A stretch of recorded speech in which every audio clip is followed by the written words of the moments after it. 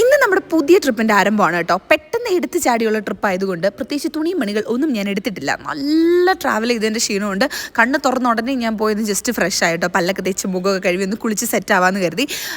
കുളിച്ചില്ല, തിരിച്ച് വന്നിട്ട് കുളിക്കാമെന്ന് കരുതി. കാരണം ഇടാൻ ഞാൻ പറഞ്ഞ കണക്ക് തുണിയും മണിയൊന്നും ഇല്ല. ഇപ്പം ഇവിടുന്ന് ഇറങ്ങിപ്പോയി കുറച്ച് ഡ്രസ്സൊക്കെ വാങ്ങിക്കാനാണ് പ്ലാൻ. ജസ്റ്റ് ഒന്ന് ബാൽക്കണിയിലോട്ട് ഇറങ്ങി കേട്ടോ. ഭയങ്കര അടിപൊളി വ്യൂ ഒന്നും പറയാനില്ല, ചുറ്റിനും ബിൽഡിങ്ങും കാര്യങ്ങളൊക്കെയാണ്.